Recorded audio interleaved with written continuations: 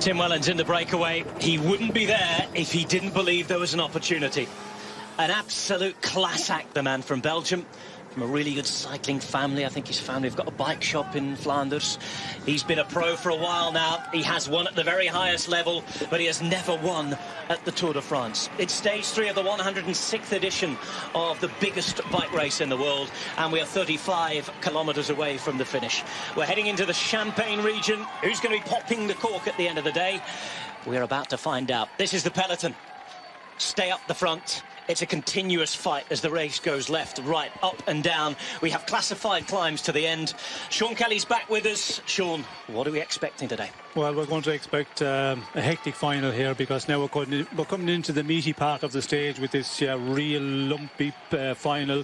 A number of mountain classification points to get over with, points for the polka dot jersey.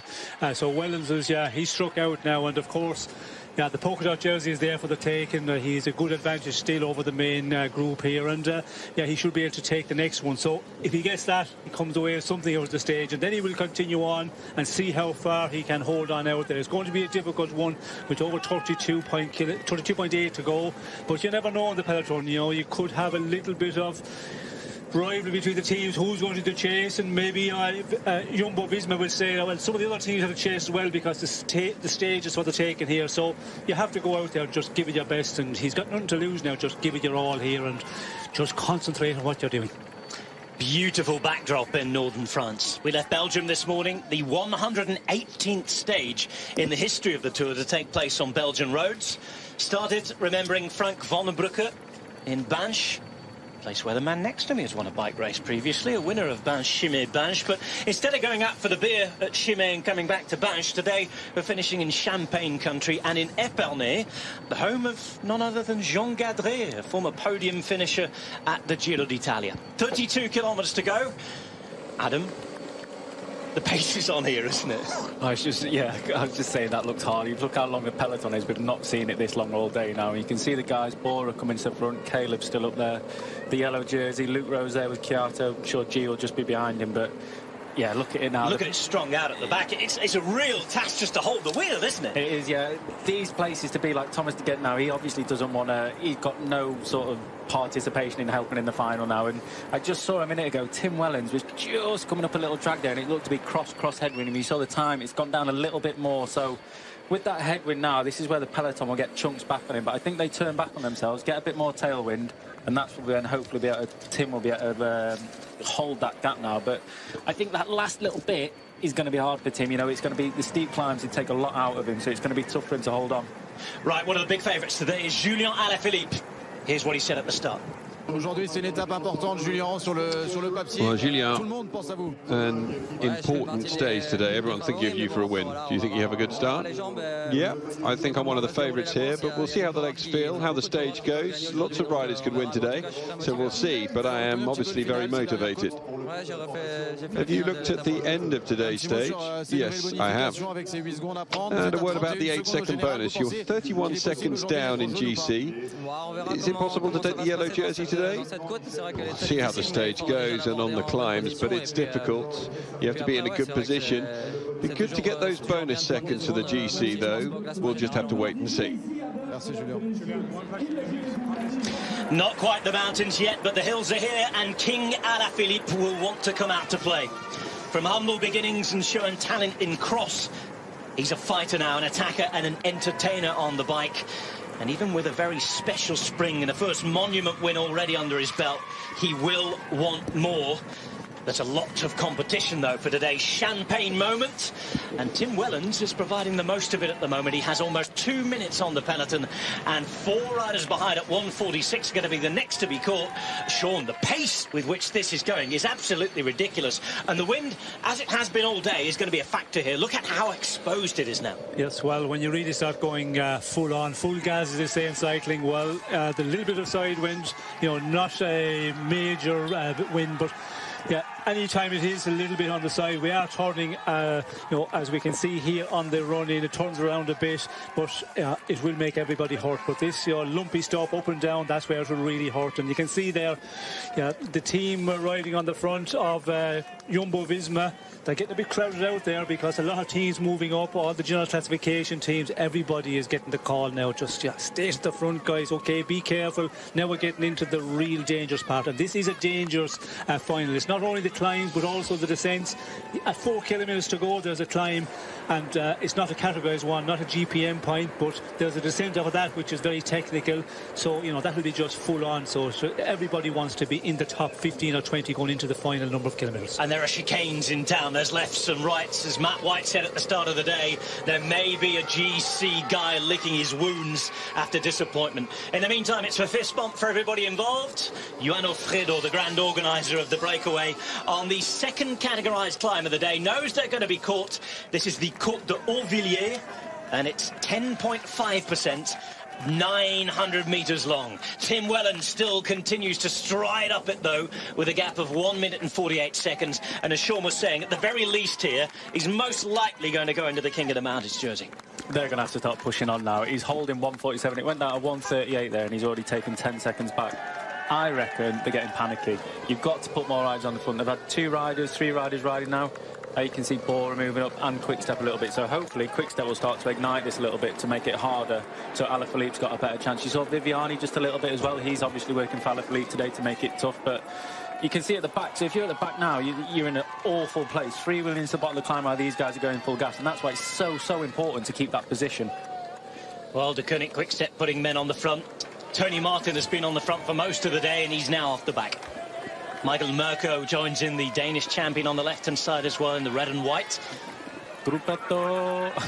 That's the shout from the back, is it? Yeah, I think that's what's going to happen now. Obviously, this is when the race is going to start. You saw Van Avermaet moving up a minute ago to try and grab those points. So I think from now, so you see the time gap tumbling down. The peloton's really starting to push on now. And I think there's a few points up for grab, which Greg will be taking. That'll force the peloton on even more as well, which is going to take the peloton closer to Tim. Tim Wellens, though, is next going to pick up more points for the King of the Mountains competition. It's a Belgian who has the polka dot jersey on his back at the moment. It's Greg van Avermaet, but from Golden Greg, he's about to lose it, I think. This could well be Tim Wellens' prize for the moment. But is he going to add to that? I'd say on this climb, the gap's gone down by a good 20 seconds or so. It's a really good job here being done by De Koning Quick-Step. I think, as you saw, Viviani's just bailed out of the line. So Yves Lampart now setting the pace for Alaphilippe. You've got Van Avermaet behind and Os as well. So this will be trying to get rid of the sprinters. Get rid of the sprinters, give Alaphilippe a better chance. And as we see now, 125, that looks in reach now. So it's not that they can relax a little bit more, but now it's up for the stage win. Before, we need to get that back, then concentrate on the stage win. Now it's right, guys, all in for the stage win. Everyone's to front, hold position. They're going hard. GC guys need to stay at the front as well so they don't lose any time. So this is going to get super hard and stressful. Number 1, 2, 3, there's Sven-Erik Bystrøm, who's just signed a new contract to stay for 2 more years at UAE Emirates. On the left-hand side, you saw number 77, Magnus Cort, who's done a good job all day for Jakob Fuglsang. And the new French champion, Warren Barguil, moving up on the right-hand side. Look out, too, for Wout van Aert, who is ready to follow any attacks. This now is Omar Fraile, gaining a position at the front for Astana. That has just done for Yves Lampart, who has finished. So Alaphilippe at the moment a little more isolated. Look out for Alejandro Valverde, Nairo Quintana. Oh, the big names are at the front here, and we've still got 3 climbs to go yet. Well, they have to be at the front. This is the place to be in the safe position. We did see the riders just getting spat out the rear door there. We see Greipel already going out the back of the peloton here, and not surprising, as we can see more of the sprinters, Cavallon also just losing contact. And yeah, it was a stage, I think, for the real sprinters. It was always going to be difficult for them to get to the finish, not alone to the run up to the finish, which is a very difficult one. It was always dependent on how much it would kick off at the front, I guess, for Caleb Ewan. At the minute, for him and the rest of the guys, Adam, it's kicking off a little bit too much for him. Yeah, and that's the call they've got to make. I said, no, I'm not going to be able to keep up with this now. Pull the pin, sit up, go back to that gruppetto that's just behind and take it as easy as you can for the next day. Caleb's got another day tomorrow where he can go for the sprint, so day done. Back to, well, it's not back to plan A. Tim's still in the front leading a bike race, so hopefully he can hold on. And this is plan A. Go on, Tim. No bias there, is there? He watches sometimes the English language. Marc Sargent, I know that. He's a keen listener. I think even if I'm not on the team, it's always good in this situation. It gives them something to aim for, the peloton, and it gives us something to hope for and to cheer for. 27 kilometres to go. The Côte de Nanteuil-la-Forêt is done. The Côte de Hautvilliers is done. Next up, the Côte de Champillon. And that tops out at 25 kilometres to go. It's about to start again as Bora Hansgrohe now start to commit. And I know that Marcus Burghardt's done quite a bit of work so far. I'm just looking to see if I can see Sagan, because that would be the only reason I can see them riding at the moment. But I can see Wout van Aert, but well, the peloton's big enough, he'll be there, won't he, Sagan? Well, they've also got Emmanuel Buchmann and Patrick Conrad, of course. And if it is a really hard day, we know that Conrad's on form. He's the new Austrian champion.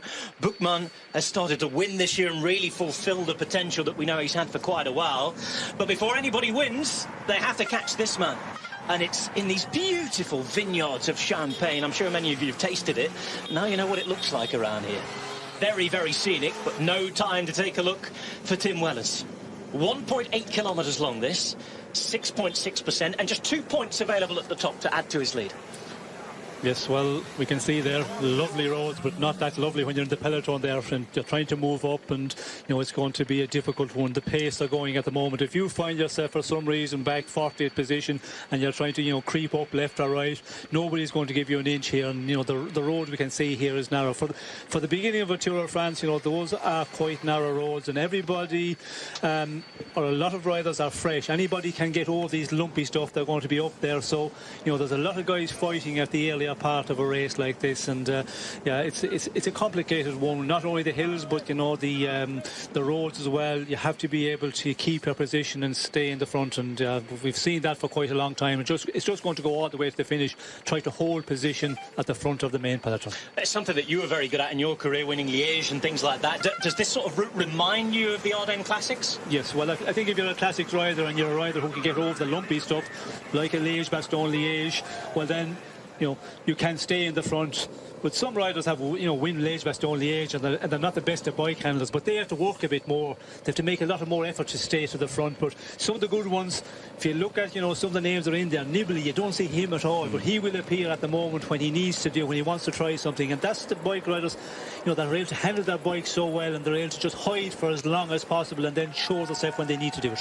Similar finish to Sheffield, where Vincenzo Nibali won. I remember the big hill there, as Tim Wellens has 1 minute and 14 seconds. We know we've more climbs to go. Let's go to that last climb where Brad Wiggins is waiting to explain it to us.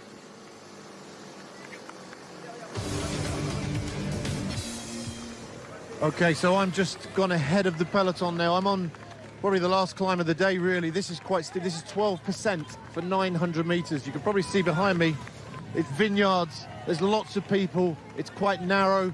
It reminds me a little bit of La Redoute in Liège-Bastogne-Liège. The run into this climb was horrific. There's flower pots. There's all sorts in the middle of the road. Flower pots, for God's sake, in the Tour de France. There's a reason they have the Chelsea Flower Show. Stick to garden centres and the Chelsea Flower Show. It's treacherous. There's twists, there's rights, there's lefts, there's ups and downs. It's going to be carnage behind. It's very fast. This is a decisive point of the race. There's going to be crashes.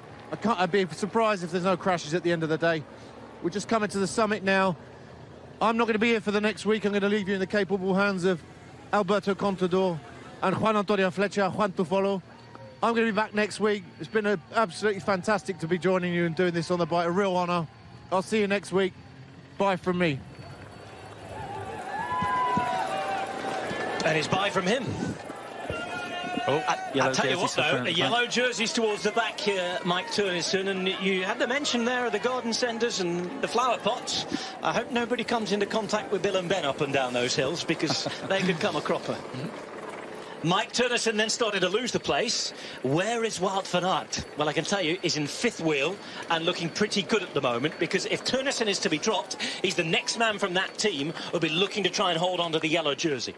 Yeah, I think you can see now Teunissen, they've said no one has to stay around him now. He's on his own. If he can hold on, great. If not, Wout van Aert is our next plan. Let's go for him today for the stage win, and that's obviously what they're doing. And I think that's the top of the climb now. So that's the longest climb they've done today and will be the longest until the finish. So Tim's still got 1 minute and 15. He's only lost 20 seconds up that climb. So hopefully now Tim gets over that. He's got one more climb to go. If he can hold on with 30 seconds until the last sort of 5K, I think he might be able to just do it, fingers crossed. But on another note, we were talking about teams before. Richie Porte, classic example of trying to stay at the front there.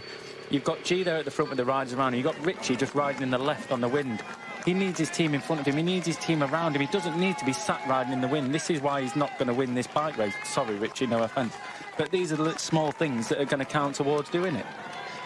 Well, you saw Brad Wiggins saying goodbye there. It's not a goodbye just yet. He's not leaving us just yet because he's going to be on the studio at the end, and we will see him in the breakaway. You can watch it after the live coverage each and every day.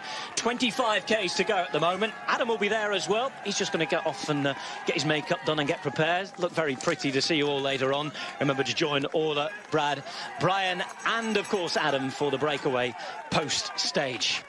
Will Adam be smiling from ear to ear with a Tim Wellens win? We will find out. 1 minute and 9 seconds. That cap's coming down, though, Sean. He takes 2 more points, but is he going to take the stage? It's going to be a very difficult one to take the stage because he's, been putting in a big effort there, and you can see, on the climbs he's doing quite well, but then in between you have to make that, full effort all the way here. He's going to have to try and do that because, 1 minute 11 at the moment. Unless for some reason that it does settle down the peloton, but you can see here Astana are starting to come to the front. There's always teams, who will want to push on. And when you're on the climb, some of the teams will just sit back a little bit. Now I'm on the climb. We're in a good position with our leader. Just take it easy. No panic for the moment. But then there's other teams when we get over the climb, they want to move up if you're too far back. And that will eat into the advantage of Wellens and this 1 minute and 10. Even if you come into the final here, the final number of kilometres, if you had 30 or 40 seconds, that ramp at the finish there just slowly builds up, and then the final couple of 100 metres are really steep, and you'd lose 15-20 seconds on that final 300-400 metres ramp to the line.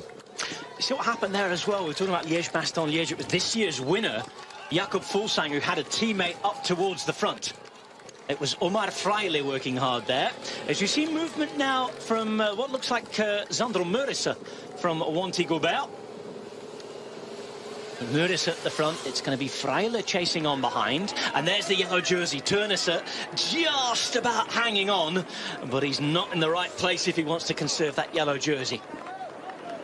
Just behind him, number 35, is Tony Galopin. That's a surprise as well.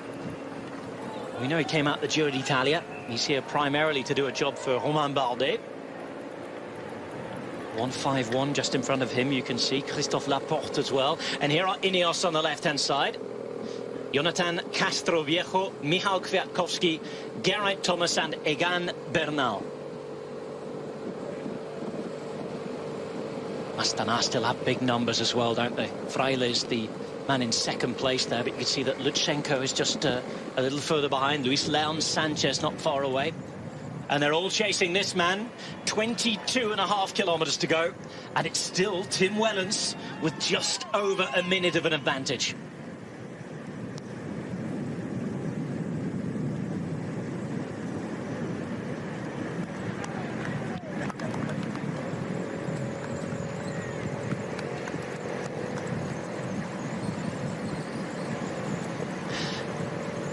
Fast descents, difficult hills. We are here on the way to Épernay, Champagne country.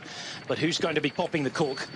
At the moment, Tim Wellens out ahead with just over 20 kilometres to go. 1 minute and 9 seconds is his gap. He's the lone survivor from a 5-man breakaway that included 4 French riders with him. Behind, we're perhaps going to have some action from guys related to the general classification. We know that Julien Alaphilippe was one of the big favourites. The Koenig Quick-Step did a heck of a lot of work, but he has disappeared from the front, as has his entire team for the moment. It's Astana, and of course a couple of other riders hanging on. The yellow jersey hanging on just at the back. Is it likely that we're going to see the yellow jersey changing hands today, Sean? Yes, it looks very much the case, because Mike Dunnison surprised that he is, in difficulty already here. But I think the effort yesterday, the team time trial, they made such an effort yesterday, and they really rode out of their skin to, get the win, and they got the team victory yesterday, but sometimes that can mark riders, and riders are not used to riding in a stage race, although it is very early in the race. When you make an effort like that, some guys do not recover, you know, real quickly, and it could be just that the legs of the time trial yesterday are still hurting a bit, because I think Mike Tierney should be a bit further, but you know, the effort he's put in there, I think he's paying a bit for that. And when you're hanging here at the back at this moment, well then it's difficult to see him hanging in there and being up there close enough not to be in the splits at the finish if he gets there to the final run to the line. Well, he kept the yellow jersey yesterday after Jumbo-Visma finished a weekend of Dutch dominance on Belgian soil. It's a Belgian now heading towards a brand new innovation for the Tour de France. These bonus hill sprints, they're going to start on the next climb, the final classified climb of the day, the Côte de Moutigny.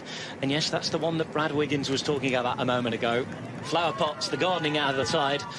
And it is full of people ready to cheer on Tim Wellens, who is conserving his advantage. I think that the bonus seconds, well, might prove to be part of the undoing for Tim Wellens, because with nobody else behind, there's some of the GC guys, at least their teammates, are going to be wanting to try and take, what is it, 8, 5, 2 bonus seconds. Astana are doing just that. Yes, well, they would like to take the bonus seconds, and Astana, of course, would focus on they would like to do it, but it's going to be a difficult one here, and I think it's just that keep focusing on out of danger first of all. That's what the director sportif is doing. You know, just keep on riding the front. We can see the windy conditions as well coming here a bit from the side, and we know Fogel is saying, you know, he's not comfortable in the big group there when it's really fighting. He's not one of the best ones to do that, and he doesn't like it. So the best thing is put 2 or 3 teammates, ride like hell on the front and just keep the pace high and keep him up there and get him onto the climb in a position. And if you can get him into the climb in the top 5 or 10 riders, then he can look after himself a bit. But on the flat and in the side wind a bit, that's where it's difficult. We knew where you were going. We know where these guys are going.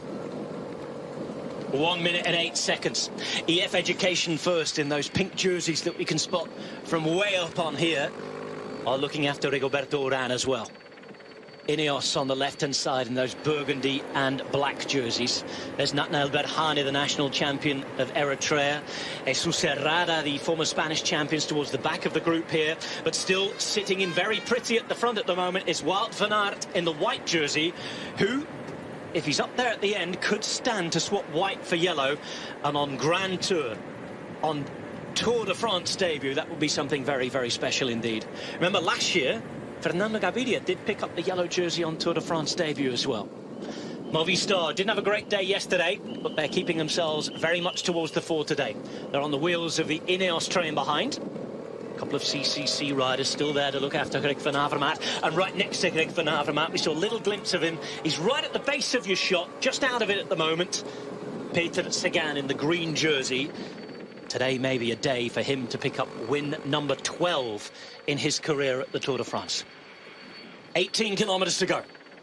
The gap still holding at 1 minute and 3 seconds, but we have to climb again now to the Côte de Moutigny.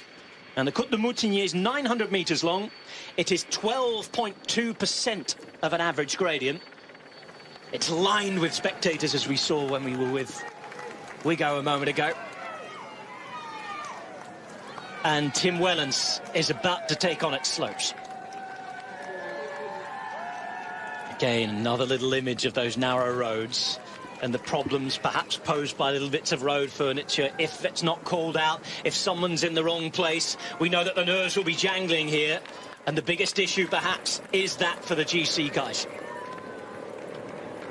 They have it right in front of them. That's where they're headed, up amongst the vines, as it's Markus Burghardt who takes it on at the front. Just behind him, the new German champion is Max Schachmann.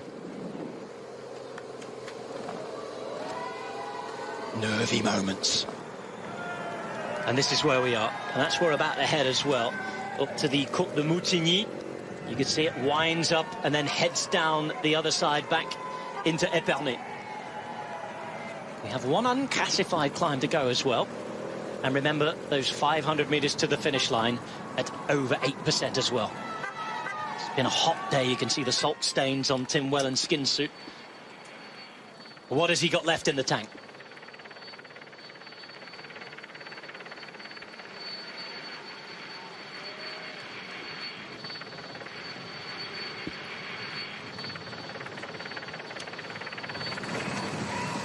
The Côte de Moutigny awaits.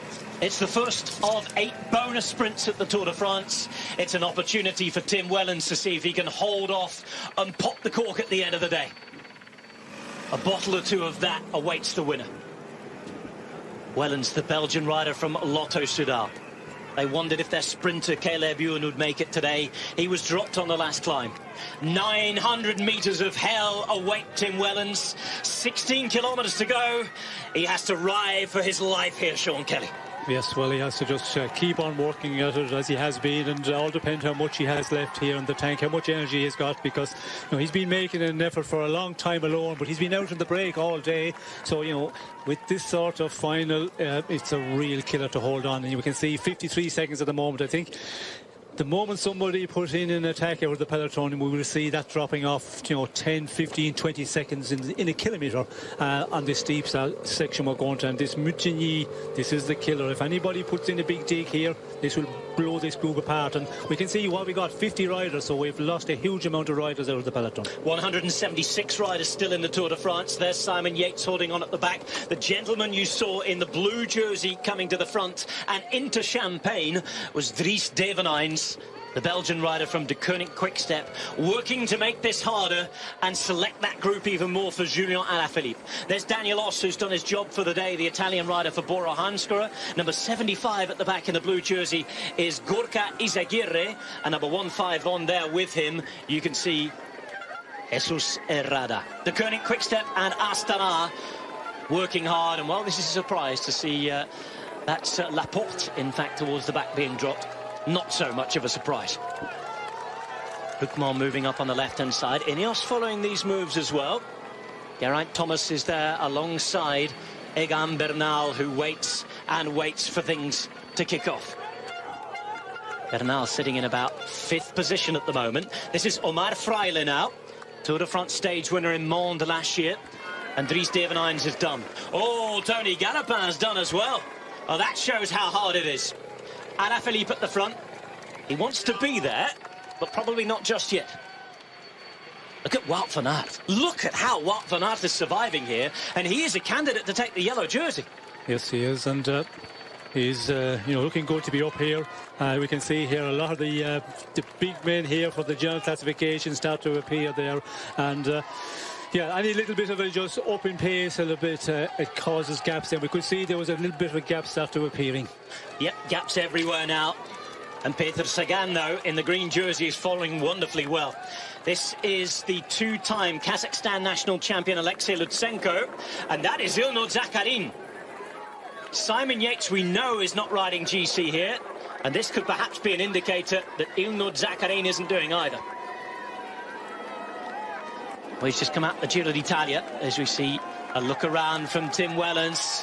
And I think, Sean, your prediction might be about to be coming true. He looks round and he can see them already behind. The gap is disappearing into thin air. Wellens is giving his all on the final classified climb of the day. But it looks like it's going to be such a tough ask. There's movement as Ineos send a couple of riders to the front. Kwiatkowski on the left-hand side now, as for the first time Sagan loses a wheel or two. Wellens swinging left to right at the top, being willed on by the legions of fans, though. And the yellow jersey, Mike Teunissen, still trying to hang on. Oh, here he is. All hail King Alaphilippe. Turns up in front of his subjects to attack. And this might be the moment that they really do have to follow. It's Wellens who's taken back. It's Alaphilippe. Behind is Craig van Avermaet chasing up for a second place. Jasper Stuyven is there with him as well. Wout van Aert in 4th place too. Time ticks on. Remember, it was 31 seconds down, plus the bonuses if you're looking at the yellow jersey for Alaphilippe. Stuyven now taking them to the line. 20 seconds go. 21 seconds go. It's a yellow jersey for Alaphilippe. And in the meantime, it is Matthews in 2nd place. Stuyven was up there on the right in 3rd before Van Avermaet, Sagan and company. So it is victory for Julian Alaphilippe. Those 10 bonus seconds and the yellow jersey, Maillot Jaune, going to Julien Alaphilippe. Yes, well, what a ride. And of course, Julien Alaphilippe, he was 31 seconds down on Mike Teunissen. Van Aert was 10 seconds down, so it was actually 21 seconds that he had to make up because Teunissen was out of the equation. But what a ride by Alaphilippe there, to hit out so far. I think a lot of riders were saying, well, he's not going to last out there in this final with teams going to chase it down. A cheer from everybody involved. Lampard, David Hines, they all played their part to a man today. You even had Elia Viviani working on the front to drill things back as early as they could. They have ultimate confidence in this man. He pulls off victory number 29 of his career, and perhaps with a yellow jersey to go with it, the most special. Yes, well, I think it's going to be a real special one. He talked about that a lot, as we can see. Mike Teunissen coming in. He made the effort. He got very close to that peloton of favourites, which was a group of about 40, 45 riders. He made a big effort, but he was only a stone throw away. It looked like he was going to make, and we could see then when the peloton just pushed on again, he just lost time, big time. But yes, Alaphilippe, this will be a memorable day for him to take the yellow jersey. He talked about it in the press, and when he lost that time yesterday in the team times, he said, yeah, it's going to be a bit too far, it could be too far away. So the tactic was go a bit further out and pull out an advantage. And yeah, what a ride there in the final number of kilometres over that difficult terrain. Julien Alaphilippe supreme. Second place for Michael Matthews. Third for a very good Jasper Stuyven. And in fourth place, the man who was in the polka dots, of course, Greg van Avermaet. Sagan in the top 5. And we've got a new king of the mountains. We have Tim Wellens, who was the animator of the day, moving into the polka dot jersey. All happening at the Tour de France. And we have been mightily entertained. And after so much joy for this man and this team over the weekend, today tinged a little with disappointment that they were unable to hold on to it. As we heard yesterday from Ineos, when you're up against the better team, the better riders, you simply have to take your hat off. And today, the Koenig Quick-Step, Julien Alaphilippe, well, they looked unbeatable. Nice little procession in here, at least the last few moments under Maillot Jaune for Mike Teunissen, who tomorrow will go back to lead out jerseys for Dylan Groenewegen. It was a fast stage, an entertaining stage, and one that has given us so much to talk about again going to tomorrow.